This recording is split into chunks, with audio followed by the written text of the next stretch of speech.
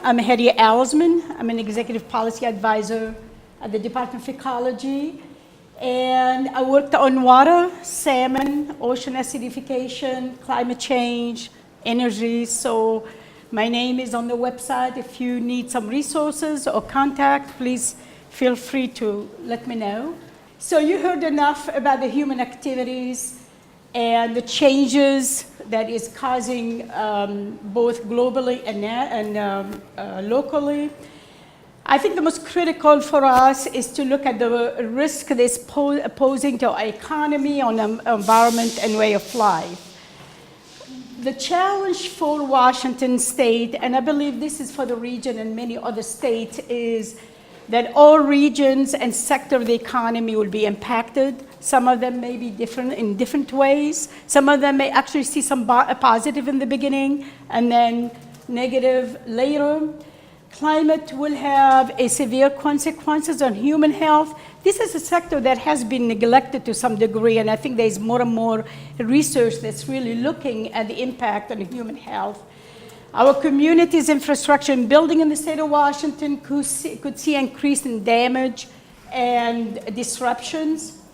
And our water supplies, which already are stressed, will see some additional stress. Forest, fires, agriculture, fish or wildlife, all the listed species. And of course, the ecosystem that we proud ourselves, it does provide us a lot of benefit. We will see some of that eroded. I'm not going to go into the detail of this one, just to let you know that the cost of disasters are already very high. This is just for the state of Washington, some examples, and some of them relating to drought or to floods. Some of them are to the government agencies or government, local government and state, and some of them are to the private. The other thing to look at is a potential cost. On the Puget Sound, we have about $29 billion of structure that potentially could be affected by flood hazards. So we need to think about all the infrastructure that we have and the threat. There was an economic analysis. It was done in 2006, updated in 2009, and again in 2010. Our legislature and policymakers were really wanting some economic numbers. Tell us, what is it going to cost us if we don't do anything? So the University of Oregon has done this study, and you could see some of the numbers, and you may hear our governor talk about $10 billion, while he rounded the 9.5 to 10, but the number is coming from this particular study, and we do have it on our website, but it is quite high. We know for sure in Washington, and Laura told you about all the studies, we have a lot of really good information in the state of Washington and the Pacific Northwest for us to start taking action. The economic costs, of course, are very high, and we are pursuing the two-pronged approach that Laura went and described. One is reducing our greenhouse gas emission, and the other one is preparing for the impacts.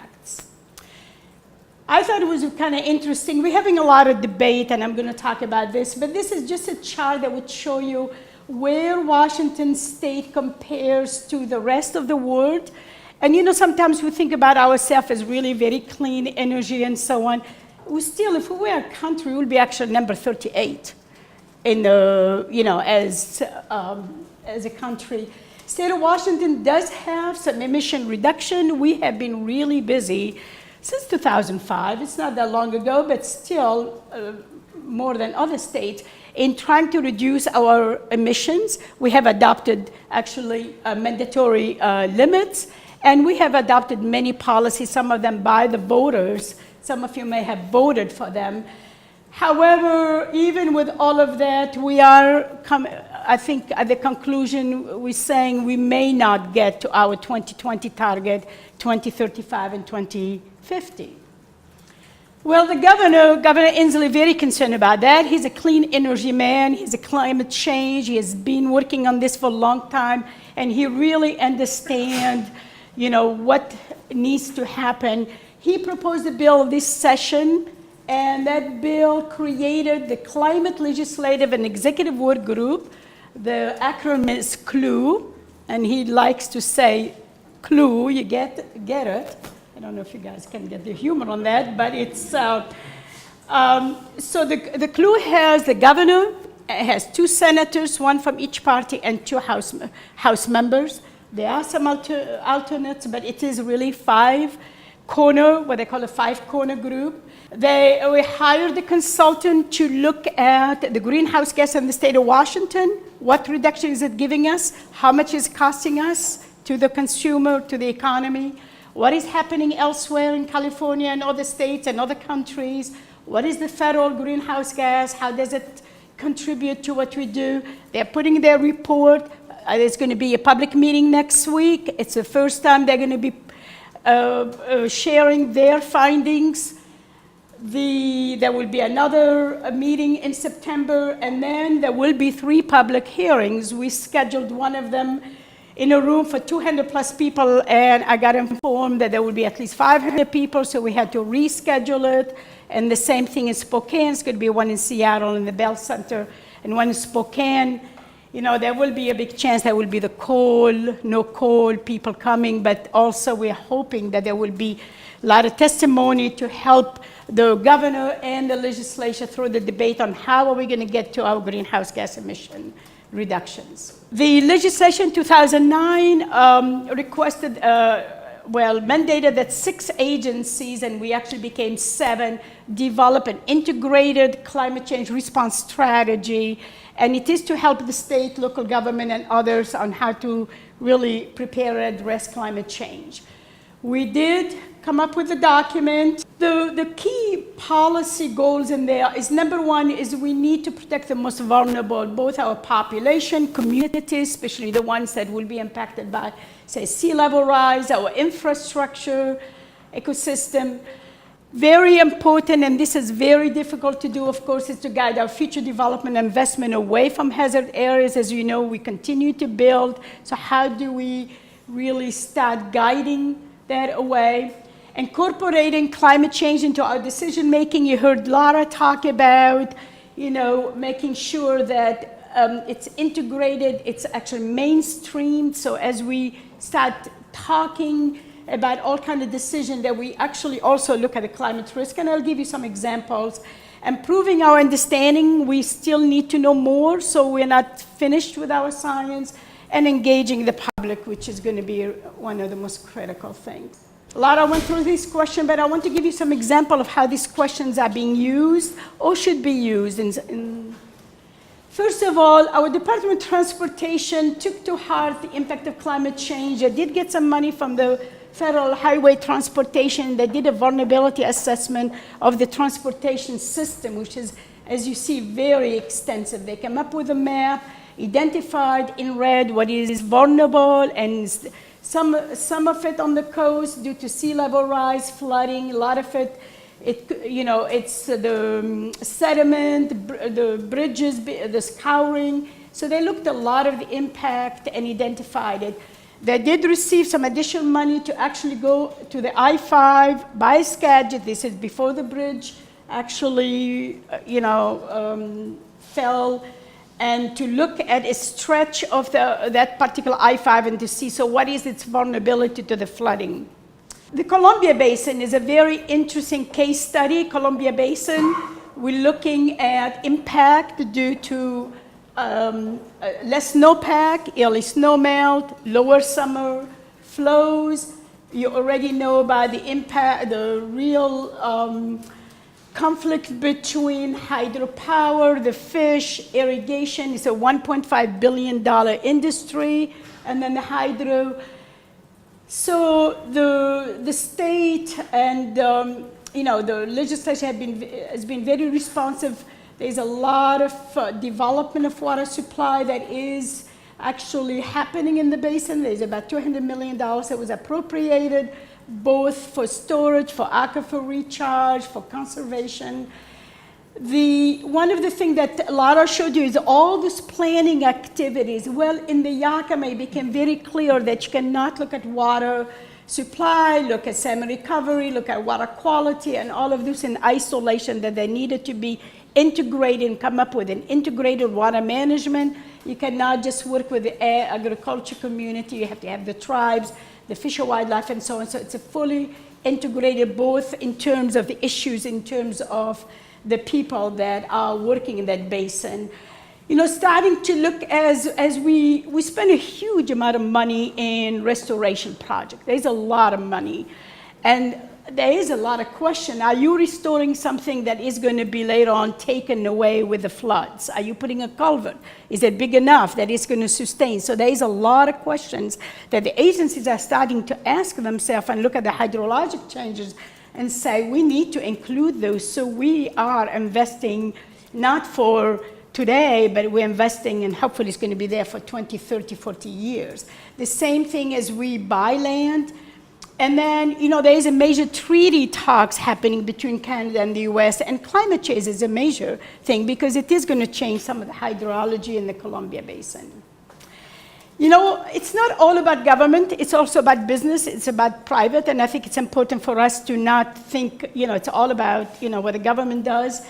Well, you know, the Commission of Industry Association, they have actually put a report on climate change, and it may have been 5 years ago, and the 50 commissions agreed that they needed to really ask the industry to do a disclosure on how they're considering or not considering climate risks. Well, at the end, only 3 states actually have done it: Washington, California, New York. Now we have Minnesota and Connecticut. There is a survey that is required of all the insurance industry that operate in those states that have a 300 million and more. So there was a report that was issued this summer about, is the industry prepared? Is the industry including the impact of climate risk in all of its, whether it's property casualty or whether it's human health? I think the answer was not very. It's interesting, there were 24, I believe, industry that responded and they were prepared. 13 of those were foreign, insurance industry. So now there is a talk at the governor level, at the commission level, about how do we engage more the industry, because one of the things you do not want is the industry to pack and move and say, I'm not going to ensure that particular impact. And they've done that before, and the federal government will move in, whether it's a flood, whether it's crops. So they're doing some of that in California, so the commissioners are very interested in this conversation happening. We even had it yesterday relating to this subject. You know, the hardest part is engaging the public into all of these discussions and conversation. And, you know, we all are public and we all are busy. One of the things that we have done, and it's proved to be very successful, and we cannot take credit for it, it started in BC, is really, we have this yearly event called the King Tide event, where in December and January, we ask the public to take their camera and go out in the daytime, and we give them when the highest tide is going to be occurring and have them take pictures. Now it's happening all over the West Coast, from BC all the way to California. It's happening in the East Coast. It's also happening in Australia. So here's a picture of Alki Beach in the summer. It's nice. And this is a picture of what 2 feet sea level rise look like. This is what the message that we're trying, and this is where you could be so unbelievable, is visualizing. People really can't visualize what 2 feet, I mean, it's not that much, but when you put it on the surface like this and you look how much is covered, people really can take, you know, and then we have more dramatic picture than this, but I decided to keep it less dramatic.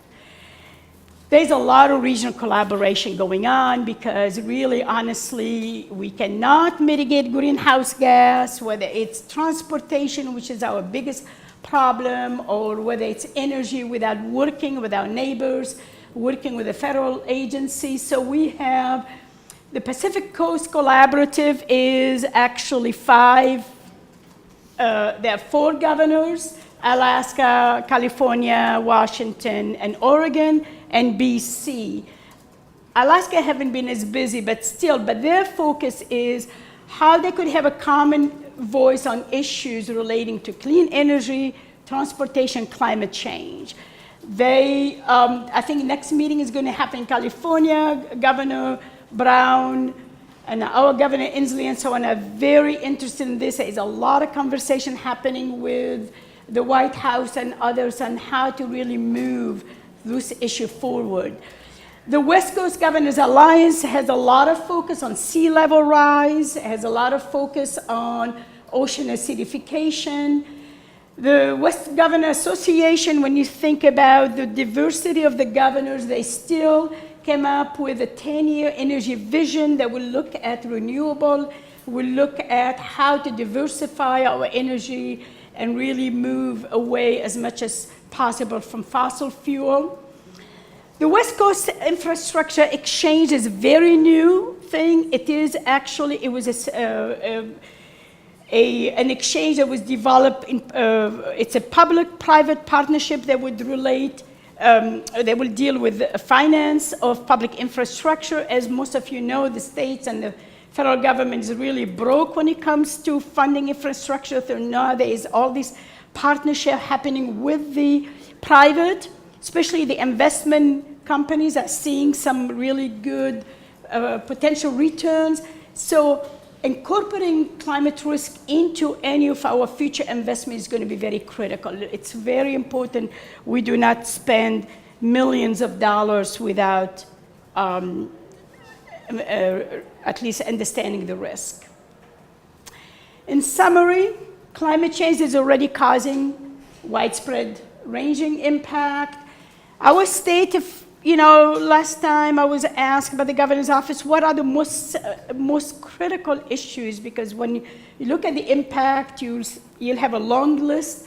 I think, of course, temperature, too little water, too much water. We have both of them. Yesterday in Olympia, it was really shocking to me to see the downpour. There was like 4 of them coming down.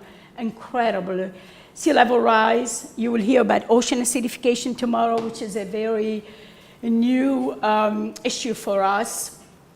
Climate change is creating some really interesting decision, and it's interesting. I work in the Department of Ecology, and you would think we are in the environmental agency and we'll be at the front of dealing with this. I have to tell you, it's much more difficult than that. I sit down with our wastewater treatment people that provide multi-million-dollar investment to wastewater, and I'm saying, are you looking at climate risk? When you're funding a wastewater treatment, is it going to be there? Is it going to be flooded? Can it be discharged? So, that decision-making, people are just mostly really kind of thinking the hydrology was this way and we're going to plan it that way. Well, it's changing. So there is a lot of challenges in there. The public dialogue, which is one of the most difficult, because really, like I finish up at the end, without an informed public conversation, I don't think we really can be effective in what we're doing, because I think we will have a lot of push, and it's so easy for our politicians to respond to that push and then to respond to the science. I mean, that's the reality of things that at least I deal with on a daily basis. So building that informed conversation with the public is so critical, and hopefully in the next 2 days you will take enough out of what everybody's providing to make that conversation happen on a daily basis as much as possible. And that's it. Thank you.